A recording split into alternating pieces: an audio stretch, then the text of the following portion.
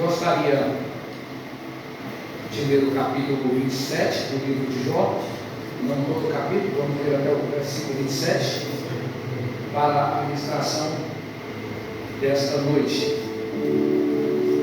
Quando diz assim a palavra de Deus: prosseguindo Jó, em seu discurso disse: tão certo como vive Deus, que me tirou o direito, e o Todo-Poderoso que amargurou a minha alma, enquanto em mim estiver a minha vida, e o sopro de Deus nos meus narizes, nunca os meus lábios falarão injustiça, nem a minha língua pronunciará engano. Longe de mim que eu vos dê razão, até que eu expire, nunca afastarei de mim a minha integridade. A minha justiça me apegarei e não alargarei. Não me reprova a minha consciência por qualquer dia da minha vida. Seja como o perverso meu inimigo, e o que se levantar contra mim como o injusto.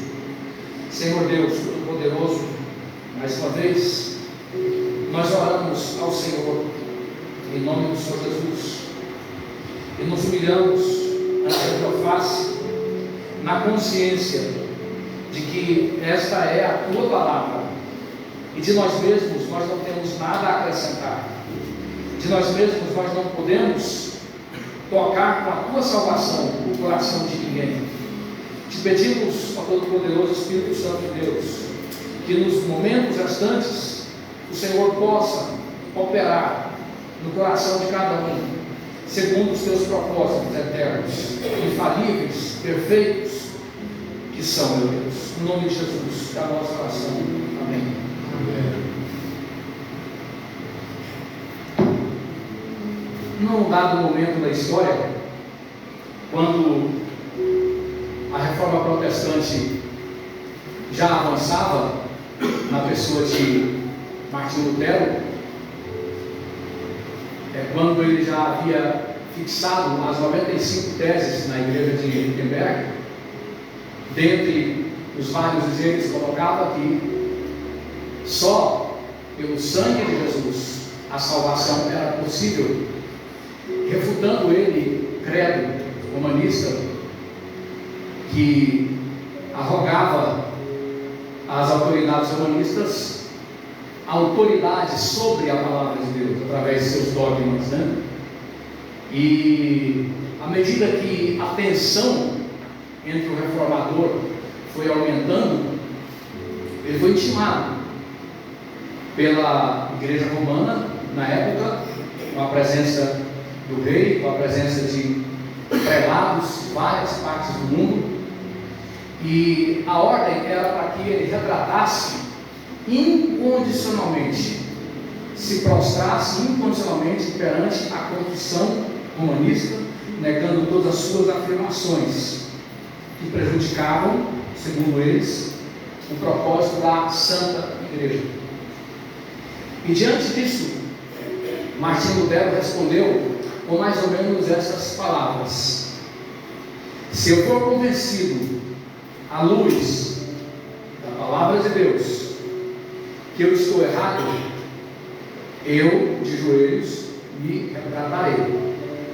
Mas analisando nessa palavra, nada vi que me culpe a consciência, nada vi que me condene. Faço a minha consciência prisioneira da palavra de Deus. Que Deus me ajude. Então, Martinho Lutero morreria perseguido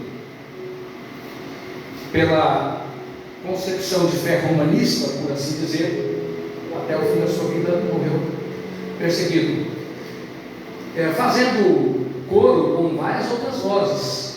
Você teve na história vários mártires que, por não querer aceitar a imposição do pensamento humano, das ideologias, das definições humanas a respeito do que Deus era, a respeito do que Deus dissera, muitos deles pagaram a própria vida. Em alguns casos, podemos citar, além de Martinho Lutero, William Tyndale foi estrangulado por causa da sua posição. Ainda na parte da chamada pré-reforma, antes da reforma, caso de Ian Hus, que também teve a oportunidade de se humilhar, se retratar perante aquela ordem de valores, mas preferiu morrer e morreu queimado, morreu barbarizado. Vários outros homens, Girolamo de Savonarola, Jerônimo de Praga, isso da pré-reforma, e vários outros pagaram com as suas próprias vidas.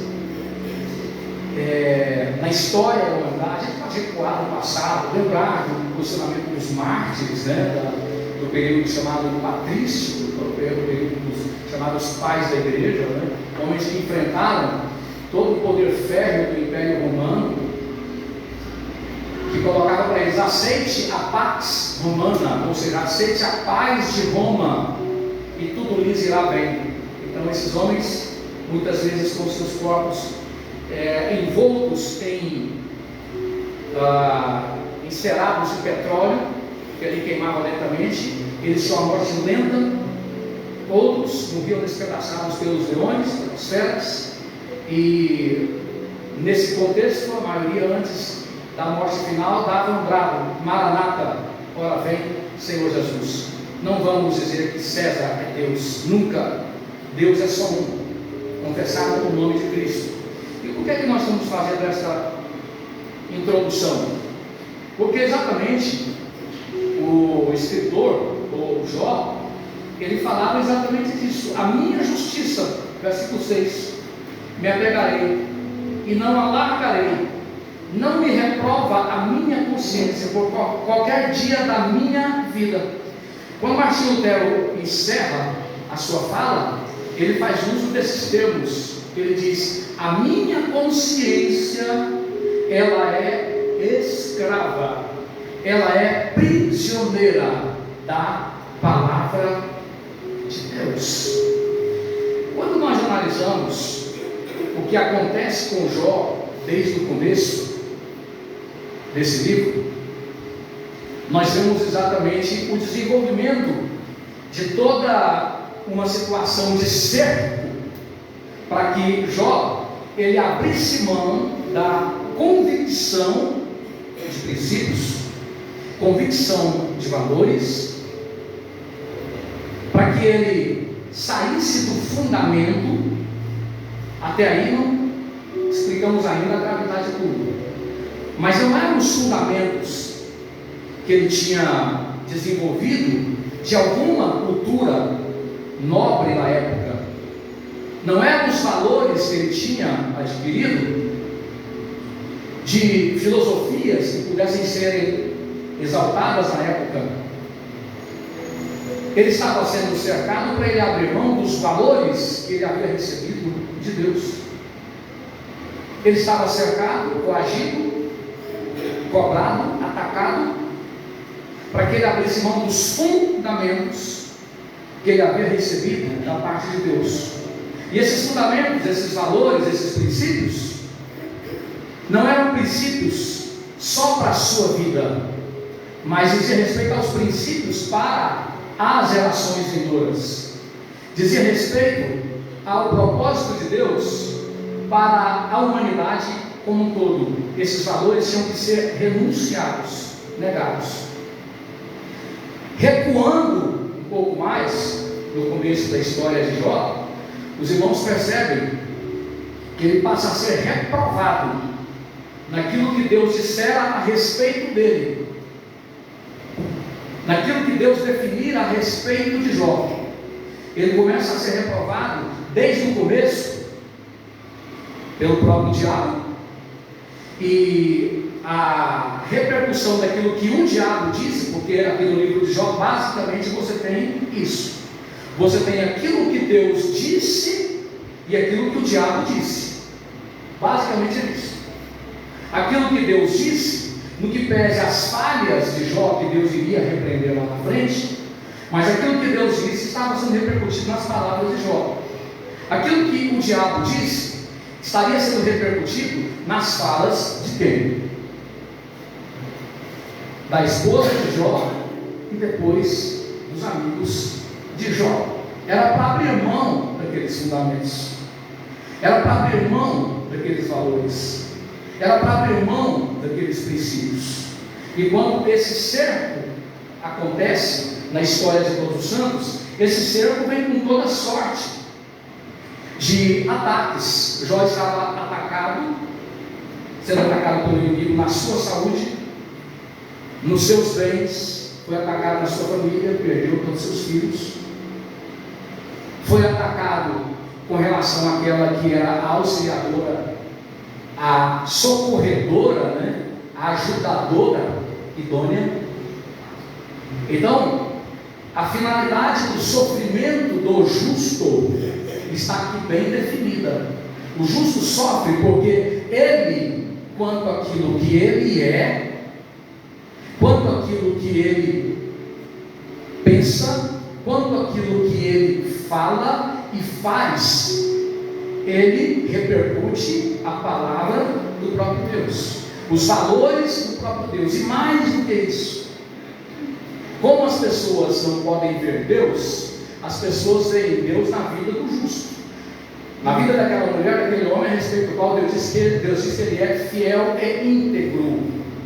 É até difícil essa definição de tão profunda que ele é. A palavra para fiel é íntegro, né? No hebraico é o termo tam, que é algo máximo, algo que nem pode aumentar ainda mais, já está numa condição superlativa, mais do que definir, não cabe acréscimo. Assim Deus definiu esse homem. Então esse homem, naquilo que ele era, naquilo que ele falava, naquilo que ele fazia, naquilo que ele defendia, ele era a representação do próprio Deus. Ele era o testemunho do próprio Deus, como todo justo é o testemunho do próprio Deus.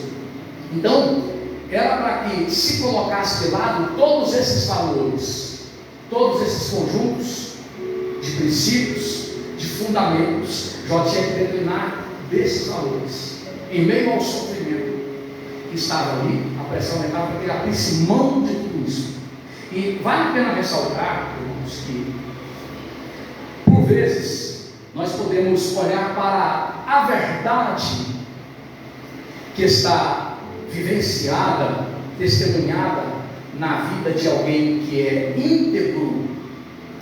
Nós podemos, em dado momento da nossa vida, sermos também participantes desse mesmo compromisso, dessa mesma responsabilidade, mas pode acontecer que à medida que o cerco aumente contra alguém que está padecendo o padecimento do justo, o sofrimento do justo, então pode acontecer que aqueles que outrora também eram solidários, eram partícipes daquela visão de valores, de princípios, estavam com suas vidas pautadas naquele mesmo fundamento. Pode ser que devido ao cerco, a pressão, a perseguição, nós também façamos como os amigos de Jó. Por quê? Quando você abre a Bíblia, nos primeiros capítulos do livro de Jó, a Bíblia não diz que eles eram perversos.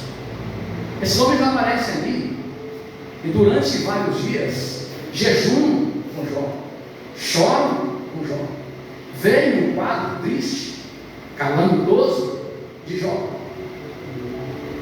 Nós não temos propriedade bíblica para afirmar, mas a impressão que nos tenta é de que houve uma evolução para pior, para o mal da situação.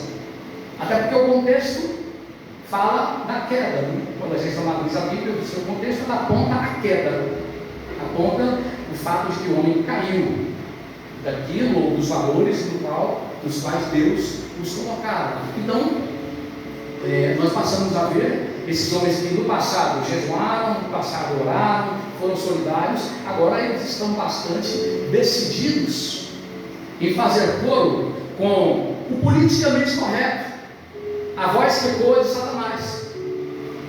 Agora eles estão convencidos de de que aquele pensamento que a gente já explicou dias atrás, sobre a visão retributiva, né? Teologia retributiva, você é bem financeiramente, você está bem de saúde, você vive muitos anos, você está bem com a família porque você é bom diante de Deus. Então Deus está te dando a recompensa da sua bondade. É a questão da autojustificação também, né?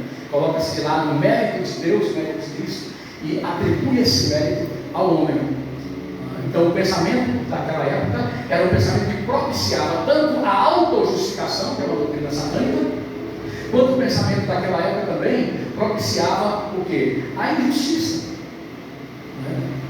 Propiciava um clima de linchamento de alguém que não estivesse dentro daquele discurso, não estivesse de acordo com aquela narrativa.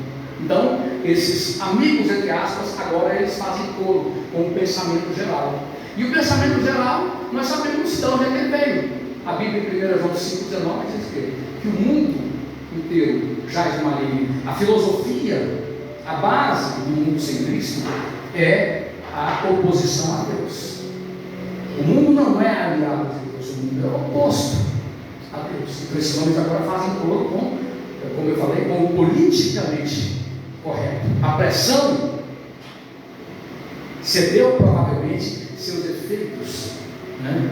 E a gente fica pensando, irmãos, o quanto isso é atualíssimo para as nossas vidas, porque é muito fácil você ser mais um rosto na multidão, é muito fácil você estar bem na fita, é muito cômodo, eu diria, é confortável você falar a mesma coisa que todos falam, né? Lembra daquele caso do profeta?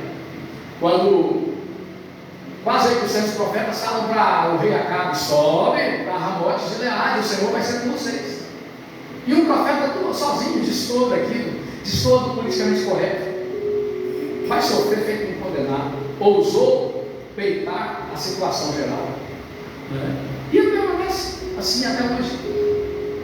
Nós somos tentados a isso até hoje.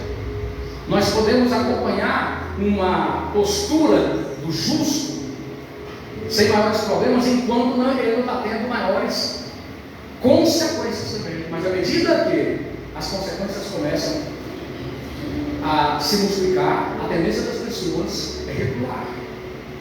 Quando a perseguição, por exemplo, vem contra a igreja, a perseguição do Estado, o Estado é poderosíssimo, né?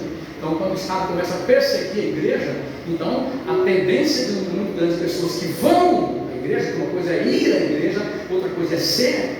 O apóstolo João diz: eles estavam no meio de nós, mas não eram dos nossos.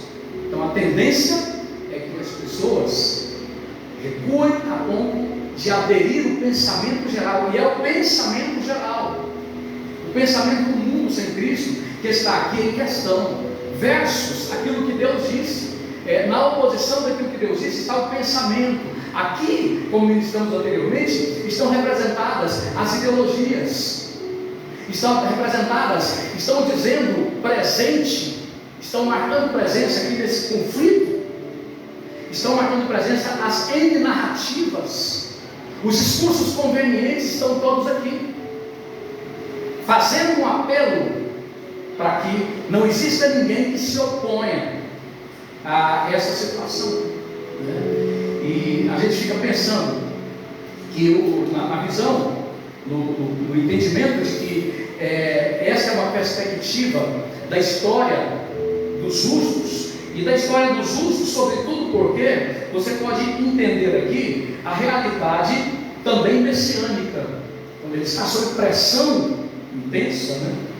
Quando essa pressão aumenta, a gente está caminhando aqui já para o final do discurso de Jó, no capítulo 31, ele não vai mais discursar, ele só está aqui, ó.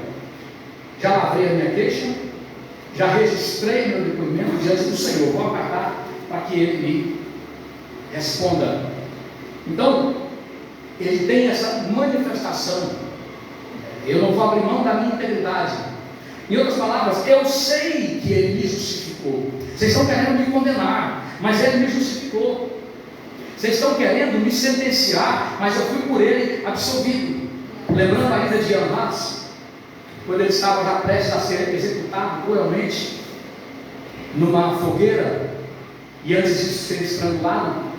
Então chega ali a autoridade romanista e diz para Enéas: seu maldito, eu entrego a sua alma a Satanás. Então Enéas, antes da morte, olha para os seus algozes e diz para eles: não tem problema, porque tu a remistes ao Senhor.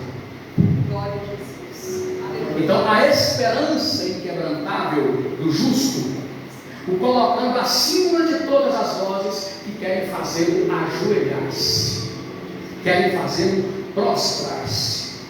Mas eu gostaria, quando entendemos a perspectiva messiânica, Jó coloca claramente: eu sei que o meu Redentor vive. Ou seja, vocês estão querendo tomar minha consciência, né?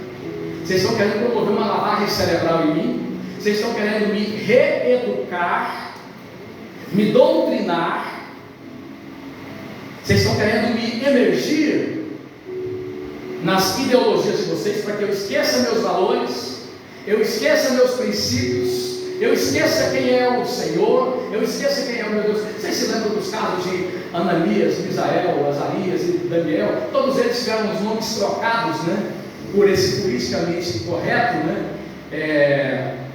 Sadraque, Mesaque, Abednego, Belsazar, tudo o nome das divindades daquela época, né? É o sistema bruto, desde sempre, com o objetivo de fazer o justo se vergar e passar por um processo que o faça aformatado a realidade do mundo oposto a Deus. Eu pedi ao apóstolo Paulo: não vos conformeis com esse mundo, não aceita a forma dele, mas caminhe cada dia se transformando, se transportando para dentro da forma de Cristo. Romanos 12, né? E ele fala do Redentor dele. Vocês não vão conseguir. Sabe por quê, irmãos? O propósito do inimigo, através de discursos, através de narrativas, através de ideologias, através da pressão, através da perseguição que pode chegar à prisão dos cristãos. Diga-se de passagem, há pelo menos 1000 pessoas presas em Brasília, e um número expressivo deles são cristãos que não fizeram nada, não cometeram nenhum crime. Lamentavelmente, a maioria das igrejas não lembram-se deles nem para fazer um pedido de oração. São senhoras, são senhores legítimos, homens íntegros, que pagaram, estão pagando o preço por socorro à impiedade que está tomando conta do nosso país. Então, tudo isso tem o objetivo de fazer com que o justo diga: não, vamos parar com isso. Já deu. Tá bom, é só para resolver a situação dessa maneira, eu aceito. Eu aceito que eu sou isso. Sabe, como o livro de Jó, ele tem caracteres bem jurídicos. O julgamento está em curso. Então ele se vê numa situação como aquela do advogado, que, embora seja advogado de defesa, ele não acredita na inocência do seu cliente, e ele diz o seguinte: olha, há evidências, tudo leva a crer que você é culpado. Aceita, confessa, admita, porque a pena será menor.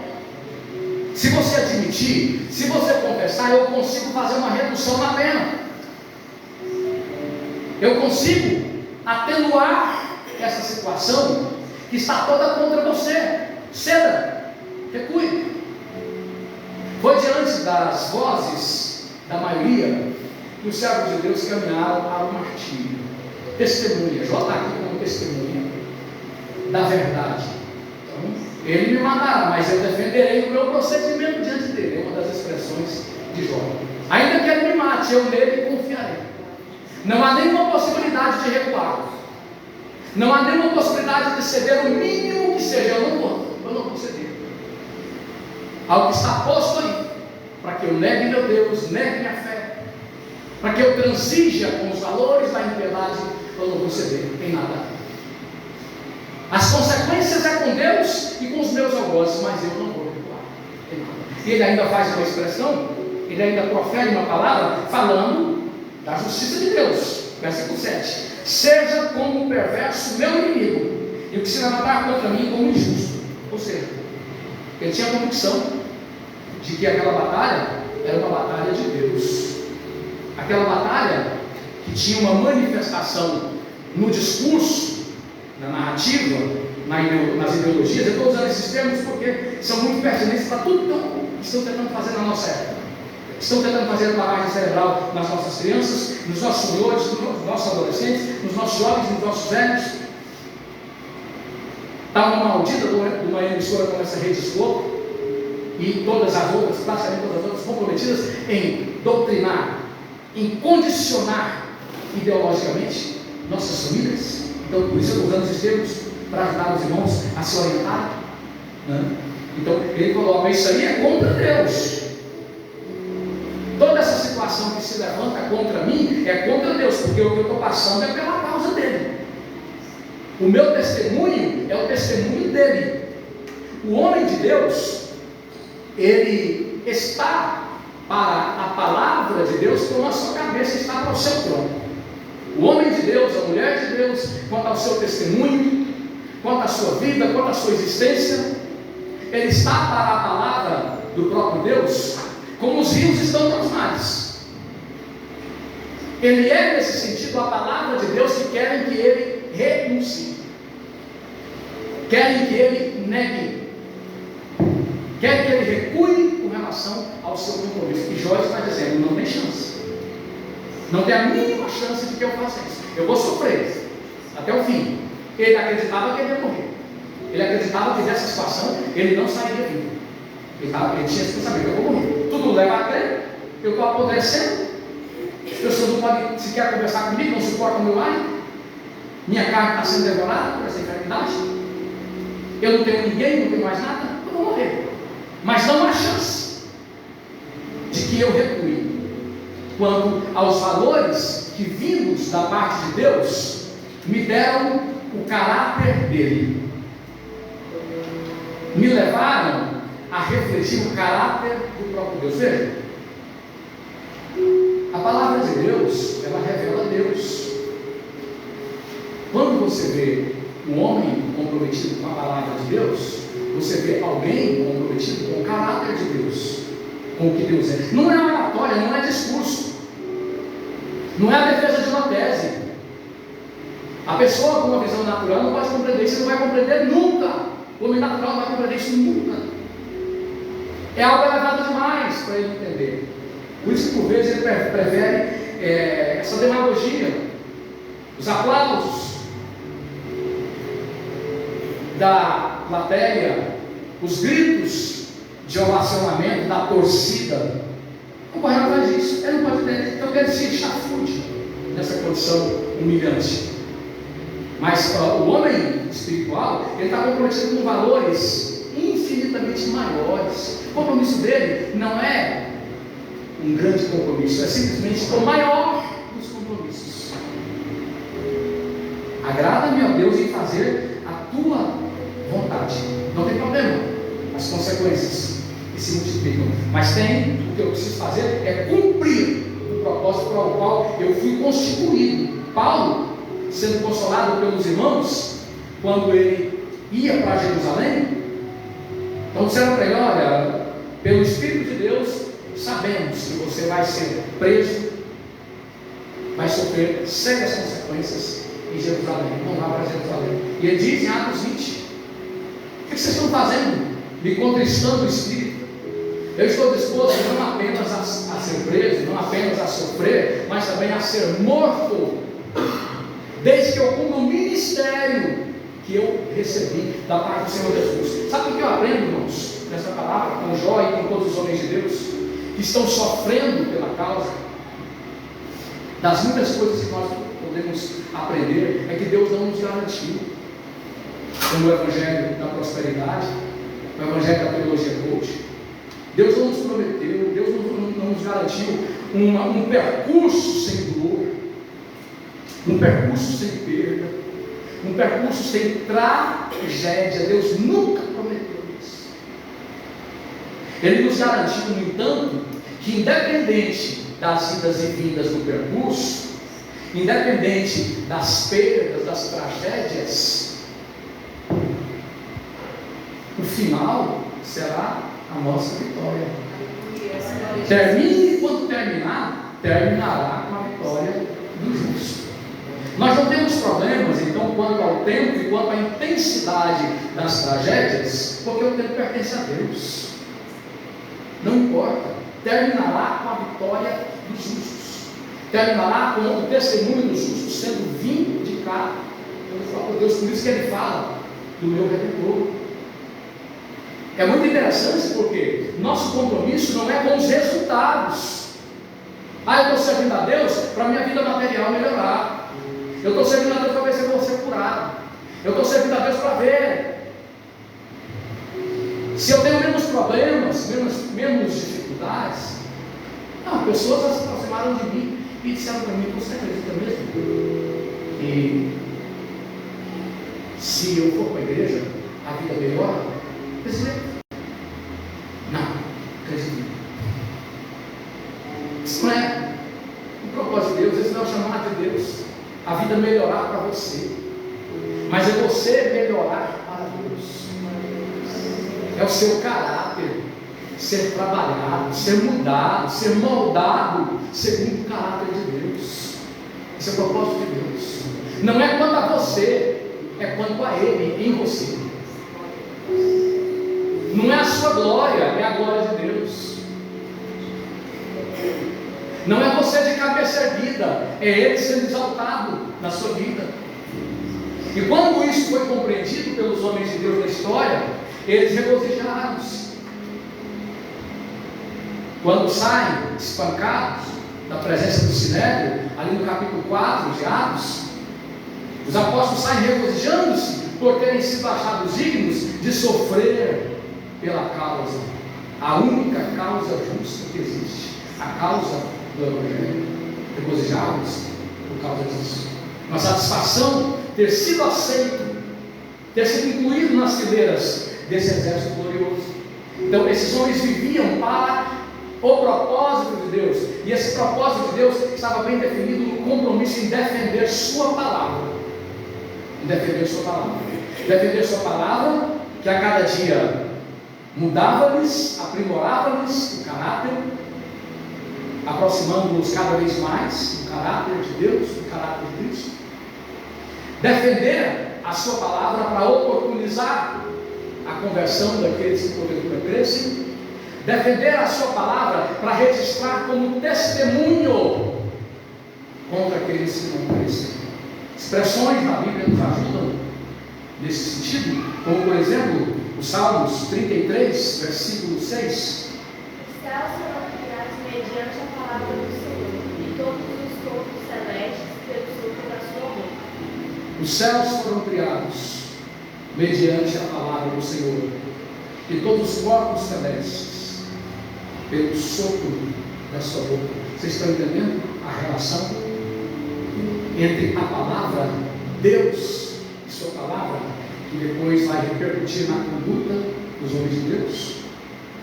De modo semelhante, o apóstolo Paulo, de uma forma bem severa, coloca a necessidade de nos posicionarmos contra tudo aquilo que é menos do que a palavra em Gálatas 1, versículo 8, que seguinte: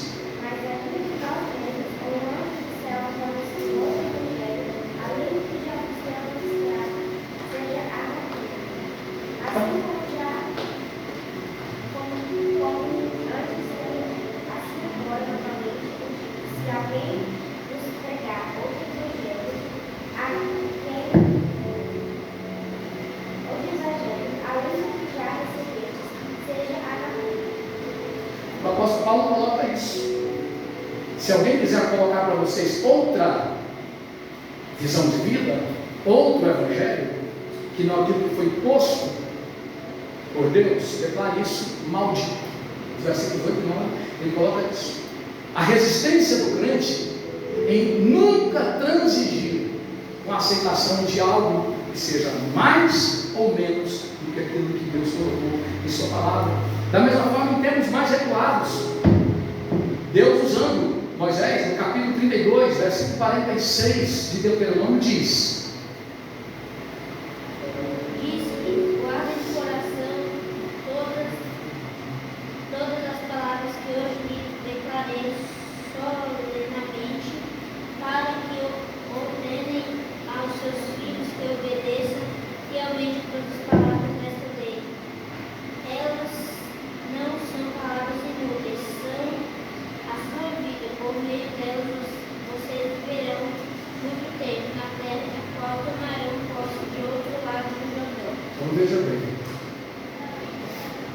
atentai, colocai o vosso coração nas palavras, em todas as palavras que eu tenho testemunhado entre vós.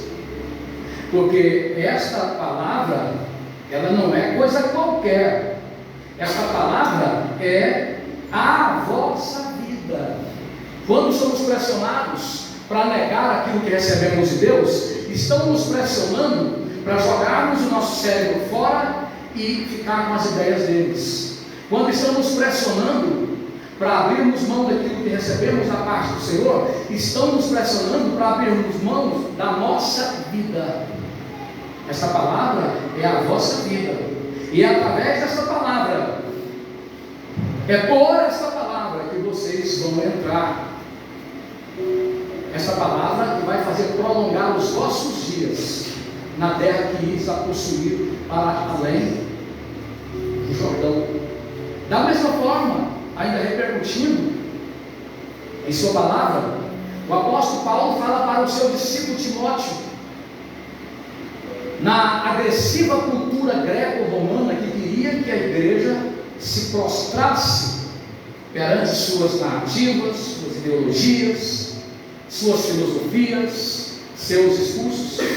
Ele coloca no capítulo 3, versículo 13 de Atos: porque os que servirem bem como diáconos adquirirão para si uma boa posição e muita confiança na fé enviada em Jesus Cristo. 2 Timóteo 3,13. O que o apóstolo Paulo coloca para Timóteo, que nos últimos dias se levantarão homens terríveis, mas no contexto ele vai dizer que homens perversos seguirão enganando e sendo enganados. Mas quanto a você faz o quê? Persevera naquilo que aprendeste e no qual fostes orientado, sabendo de quem aprendeste. Olha só, irmãos, a pressão do mundo ao nosso redor. Você, menina, menino, crente, jovem, senhora, senhor, olha para as suas origens. Olhe para as suas origens. Olhe para a palavra de Deus que foi te dada como fundamento de vida. Não transija não. Não recue não. Não faça isso não. Não negocie não. Seja pela pressão do cônjuge, seja pela pressão dos filhos, seja pela pressão até da igreja, que acontece. Infelizmente o pecado está entrando em muitos segmentos cristãos. Seja pela pressão do Estado, seja pela pressão da universidade, do trabalho, de quem quer que seja. Não recue, combata o bom combate, vá até o fim, cumpra seu ministério na certeza de que valerá a pena.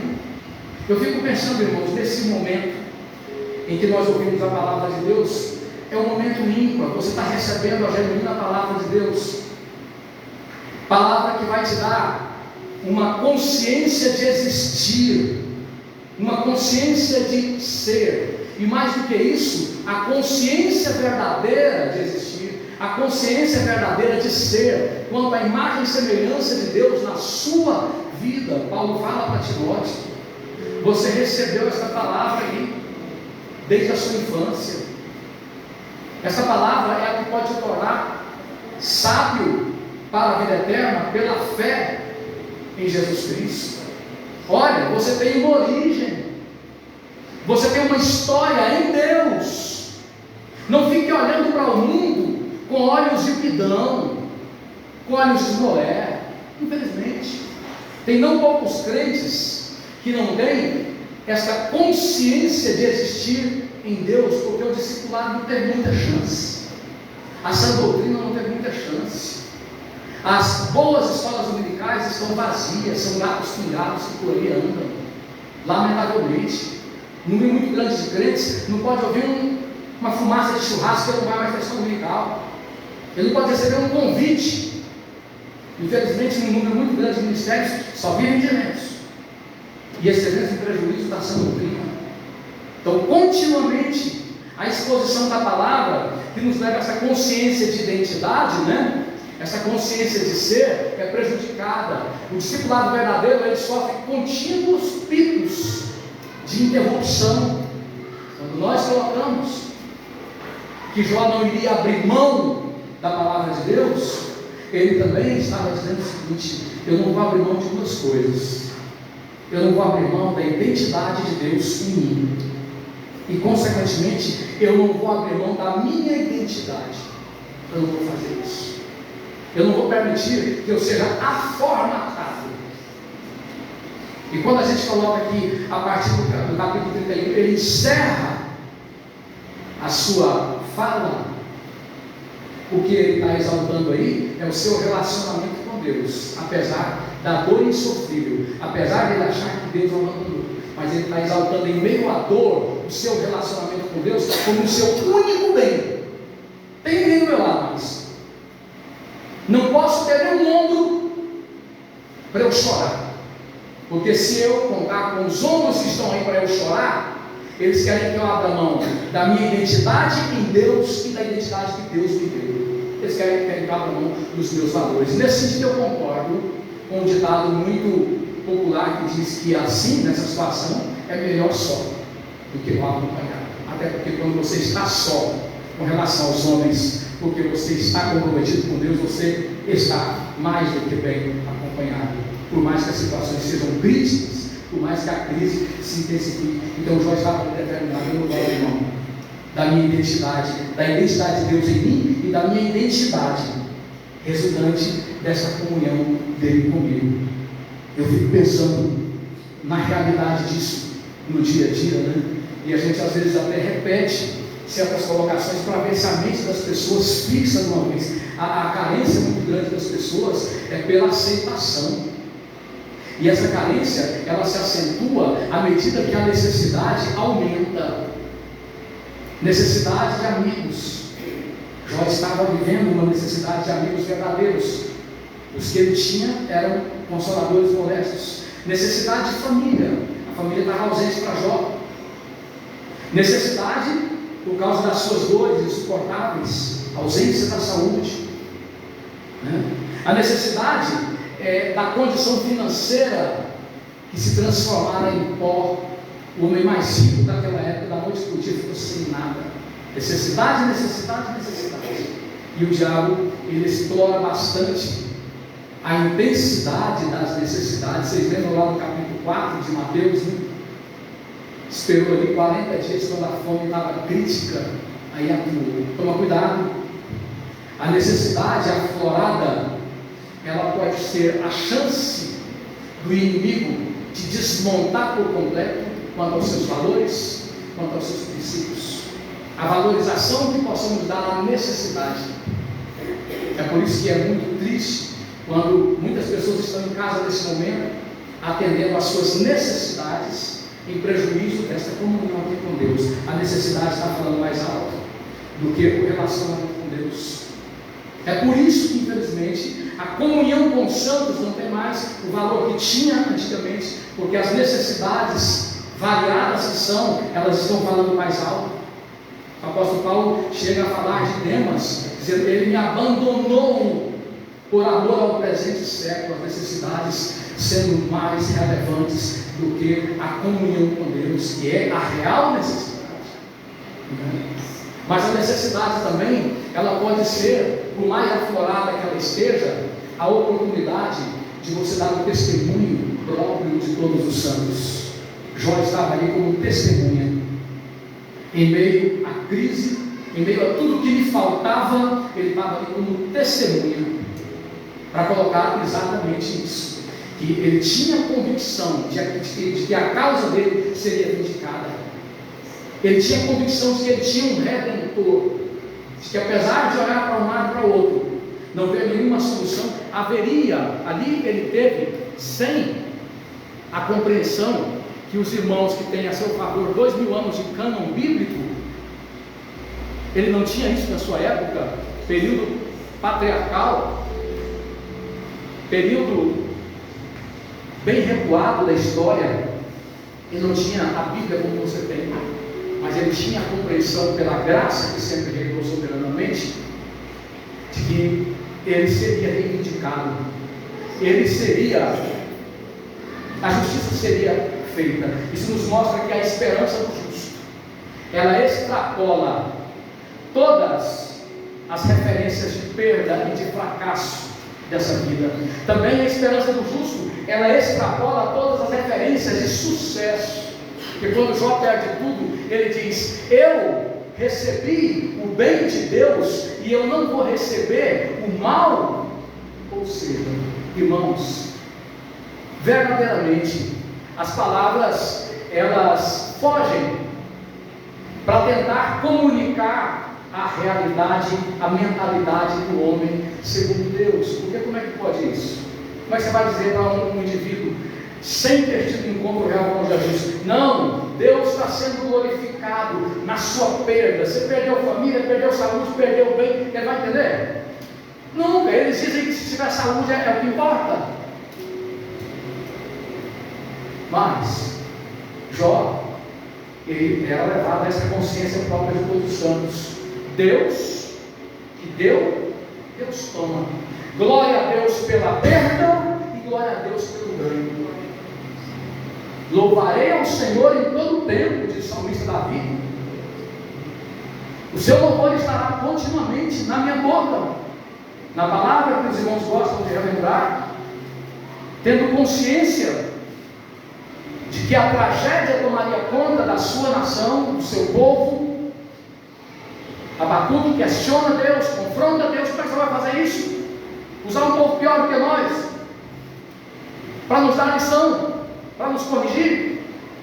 Então, quando ele é levado a compreender os desígnios de Deus, ele vai compreender que o mesmo Deus que foi glorificado dando a terra que mamava leite e mel para Israel, seria glorificado com a perda desta terra, quando ele diz: ainda que a figueira não floresça, o produto da oliveira minta, as ovelhas sejam arrebatadas do aprisco, os currais não haja gado, todavia eu me alegrarei do Senhor, o Deus da minha salvação. Faz os meus pés mais ligeiros que os pés da costa. Você recebe essa palavra, o Senhor ser glorificado na sua vida, independente de perdas e ganhos, independente desse binômio que limita a mentalidade do homem natural. Ele não pode compreender as coisas eternas, ele está confinado a essa compreensão aqui. Ele não antevê uma eternidade de glória, aonde habitará a justiça. Então sua concepção de fracasso está limitada às perdas dessa vida. A compreensão dele de sucesso está limitada aos ganhos dessa vida. Irmãos, aqui nessa vida não vai ter jeito. Os sofrimentos para os justos não serão eternos. Não tem mal que dure para sempre, é verdade. Os sofrimentos de nenhum justo é eterno, porque por mais que ele passe a vida toda sofrendo por causa do Evangelho, ele vai ressurgir no corpo glorificado, onde não terá mais sofrimento. Mas nessa vida também, por vezes, Deus permite que o sofrimento dê uma pausa. Eu digo uma pausa porque não tem jeito. No mundo, na esfera terrestre, tereis aflições. É inerente principalmente ao chamado, ao ministério do justo. Não tem jeito. Deus nunca abriu mão disso. Quis ele que assim fosse. Diz Jesus: não é o servo maior do que o seu Senhor. Então, aqui não tem jeito. Deus faz com que tenhamos momentos de fôlego, mas a gente aprende a glorificar Deus na perda, nos sofrimentos. Quanto às alegrias que Deus nos dá aqui, nessa vida passageira, elas também não são permanentes. Sabe por quê? Elas são apenas um deguste. Falando do justo, falando do homem de Deus, da mulher de Deus, as alegrias que Deus nos dá aqui são um deguste da vida eterna, para que deixamos você degustar aquilo que virá de modo definitivo. Se não, vejamos, Deus levantou, o Senhor Jesus levantou Lázaro da sepultura. Vocês leram na Bíblia, ou pela história, que depois daquilo ali, Lázaro permaneceu. Você já ouviu falar de Lázaro vivo nos nossos dias?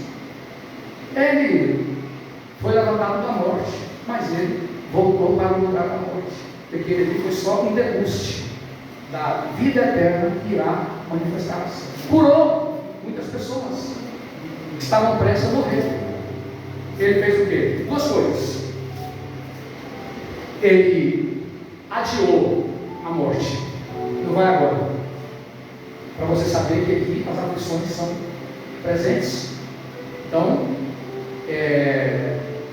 permitir a doença, retira a doença, mas é um adiamento. Você vai morrer. Não vai ter jeito. Né?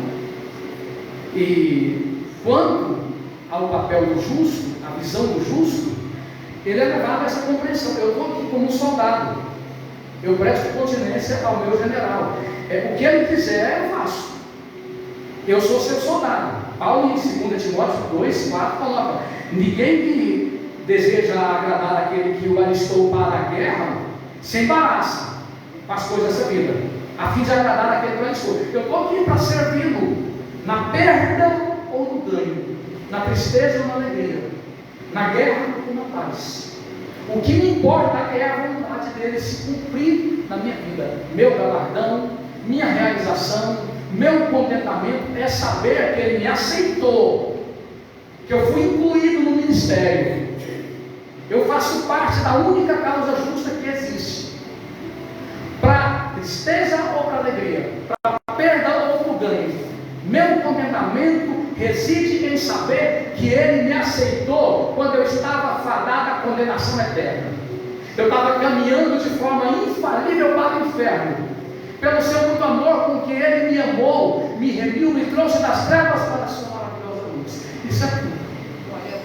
O sofrimento do justo e as alegrias do justo têm um único propósito: comunicar Deus e sua salvação para tantos quantos queiram crer. O sofrimento e as alegrias do justo têm também o propósito de testemunhar contra aqueles que não creram. Que a sua vida seja essa mensagem para todos aqueles que fazem parte do seu raio de influência. Feche os seus olhos. Curva a sua cabeça. Diga para o Senhor que você está diante dele para ele te desarmar, para ele se esvaziar de todo conceito equivocado a respeito de quem é Deus, para ele te desintoxicar das ideologias dos amigos de Jó, né? Para ele te desintoxicar das narrativas, das filosofias, do pensamento doutrinador desse mundo. Diga para o Senhor: aquele que não tem sabedoria, peça que Deus dá sem medida. Tiago capítulo 1. Ore nesse momento: Senhor, me livre da mentira, do engano.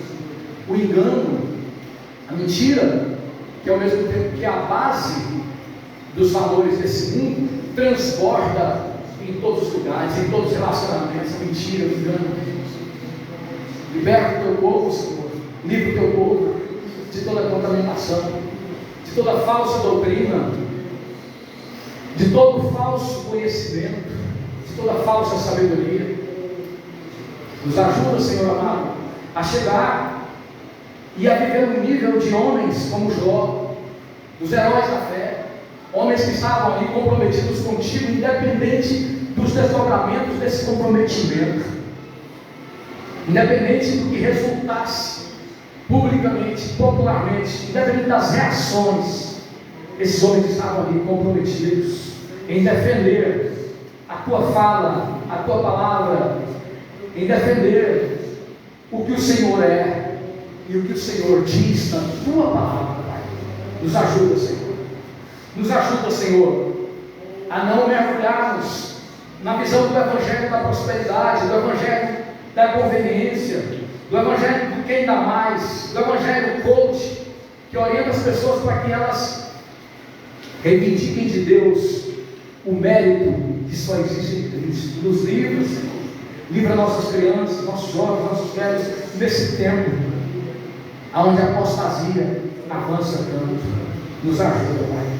Nos fortalece. Que a segunda-feira, que virá amanhã, de forma inclemente, de forma impiedosa, implacável, com todas as tentações do cotidiano, com todos os servos do inimigo, para que abramos mão da palavra que o Senhor nos deu, da sã doutrina, da palavra a respeito de quem é o Senhor, a respeito do que o Senhor quer para nós, que nós possamos, Pai, testemunhar de forma fidedigna, de forma fiel, Senhor, que nós possamos nos sentir agradecidos, ó Deus, por termos sido aceitos, dignos de sofrer pela única causa justa que existe. Que o mundo possa ver em nós a tradução mais límpida da Tua palavra. Que aqueles que não entram numa igreja nunca em suas vidas, que no relacionamento deles conosco, eles possam ver a Tua palavra, Senhor, mostrando-lhes a verdade salvadora. É o que nós oramos no nome do Senhor Jesus. Amém.